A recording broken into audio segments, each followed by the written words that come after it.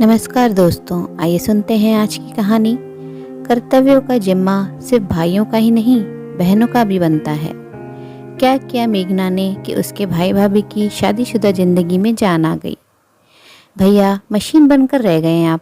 घर को भी आपने एक कारखाने में तब्दील कर दिया है। आज सुबह चाय देते वक्त मेरी बहन मेघना मुझसे उलझ पड़ी।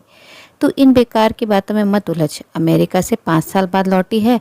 तू घूम, मौज मस्ती कर और सुन, मेरी गाड़ी ले जा। और हाँ, रक्षाबंधन पर भी जो तुझे चाहिए प्लीज़ वह भी खरीद लेना और मुझसे पैसे ले लेना। आपको सभी की फिक्र है, पर अपने घर को आपने कभी नहीं देखा है।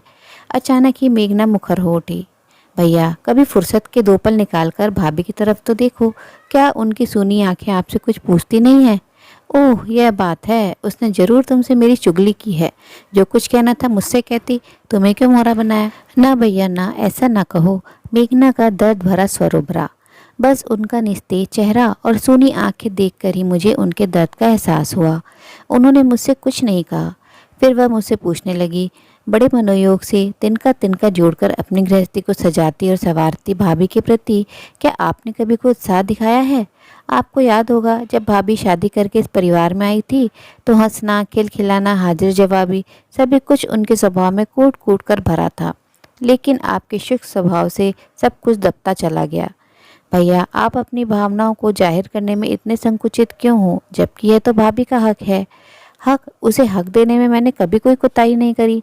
मैं उस समय अपना आपा खो बैठा था। क्या कमी है मानसी को? नौकर चाकर, बड़ा घर, ऐशो आराम के सभी सामान, क्या कुछ नहीं है उसके पास? फिर भी वह अपने मन की भावनाओं को जाहिर करना शायद आपको सतही लगता हो, लेकिन भैया, प्रेम की अभिव्यक्ति भी एक औरत के लिए जरूरी है। पर मेघना, क्या तुम ये चाहती हो कि मैं अपना सारा काम छोड़कर मानसी के पल्लू से जाकर बंध जाऊं? अब मैं कोई दिल फेंक आशिक नहीं हूं, बल्कि ऐसा प्राण हूं जिससे अब सिर्फ समझदारी की ही अपेक्षा की जा सकती है। पर भैया, मैं यह थोड़ी ही कह रही हूँ कि आप अपना सारा काम धाम छोड़कर बैठ जाओ, बल्कि मेरा तो सिर्फ ये कहना है कि आप अपने बिजी शेड्यूल में से थोड़ा सा वक्त भाभी के लिए भी निकाला करो। भाभी को आपका पूरा नहीं बल्कि थोड़ा सा समय चाहिए, जब आप उनकी सुने और कुछ अपनी कहें।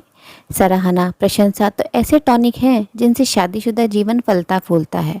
आप सिर्फ उन छोटी छोटी खुशियों को समेट लो जो अनायासी आपकी मुट्ठी से फिसलती जा रही हैं। कभी शांत मन से उनका दिल पढ़कर तो देखो, आपको वहाँ झील सी गहराई तो मिलेगी, लेकिन चंचल नदी सा अल्हड़पन नदारद मिलेगा। अचानक ही वह मेरे नज़दीक आ गई और उसने चुपके से कल की पिक्चर के 2 टिकट मुझे पकड़ा दिए। फिर भरे मन से बोली, भैया, इससे पहले कि भाभी डिप्रेशन में चली जाए, संभाल लो उनको।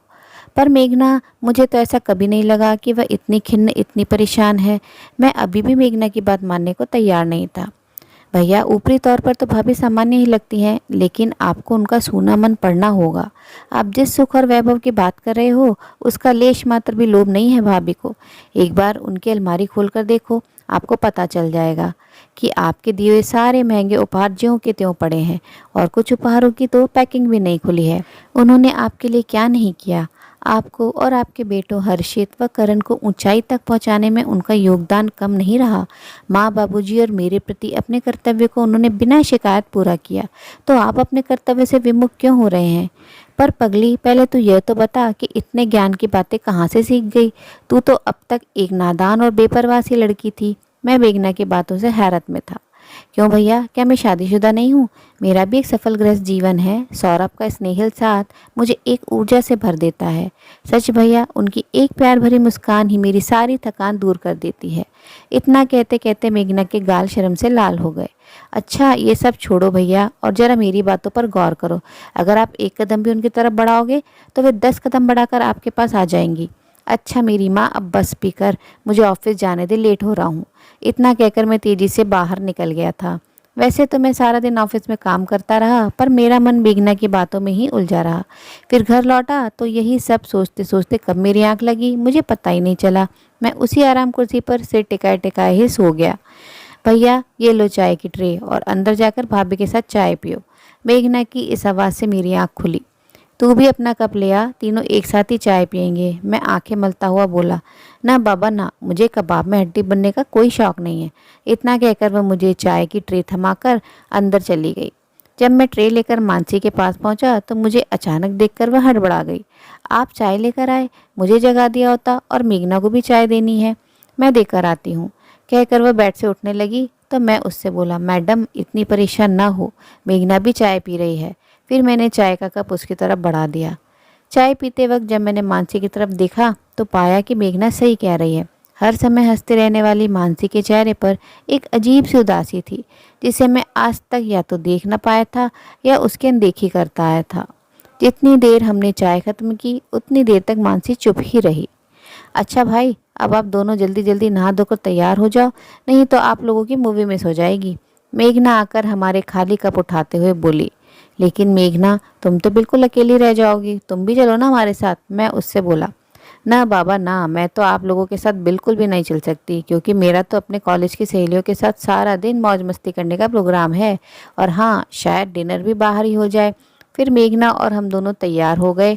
मेघना को हमने उसकी सहेली के यहाँ ड्रॉप कर दिया और फिर हम लोग पिक्चर हॉल की तरफ बढ़ गए। कुछ तो बोलो, क्यों इतनी चुप हो, मैंने कार ड्राइव करते समय मानसी से कहा, पर वह फिर भी चुप ही रही। मैंने सड़क के किनारे अपनी कार रोक दी और उसका सिर अपने कंधे पर टिका दिया। मेरे प्यार की ऊष्मा पाते ही मानसी फूट फूट कर रो पड़ी और थोड़ी देर रो लेने के बाद जब उसके मन का आवेग शांत हुआ तब मैंने अपनी कार पिक्चर हॉल की तरफ बढ़ा दी। मूवी वाकई बढ़िया थी। उसके बाद हमने डिनर भी बाहर ही किया था।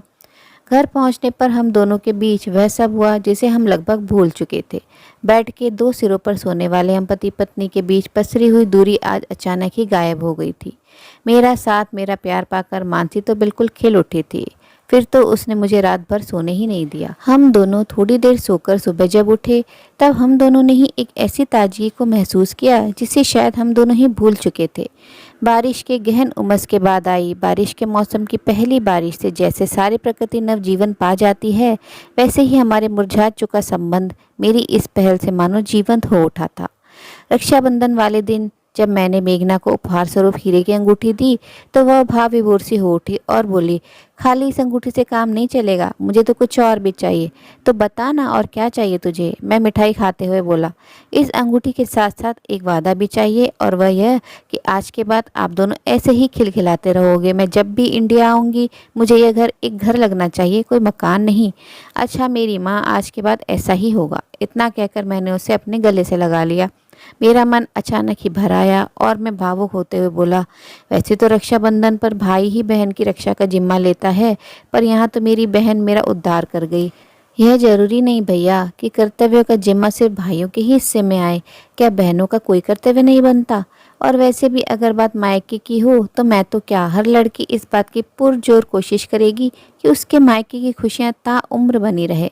इतना कहकर वह रो पड़ी। तब मानसी ने आगे बढ़कर उसे गले से लगा लिया। उम्मीद है दोस्तों कहानी पसंद आई होगी। कहानी अच्छी लगी हो तो अपनी राय कमेंट बॉक्स में ज़रूर साझा करें और अपने मित्रों और प्रियजनों के साथ भी शेयर जरूर करें। दोस्तों आपसे अनुरोध है, अगर आप चैनल पर नए हैं तो ऐसे ही नई नई जीवन से जुड़ी कहानियाँ सुनते रहने के लिए चैनल को सब्सक्राइब जरूर करें। कहानी अंत तक सुनने के लिए आप सभी का दिल से बहुत बहुत शुक्रिया। तो फिर मिलते हैं अगली कहानी में। तब तक के लिए आप लोग अपना ध्यान रखिए, खुश रहिए, ऐसी ही कहानियाँ सुनते रहिए।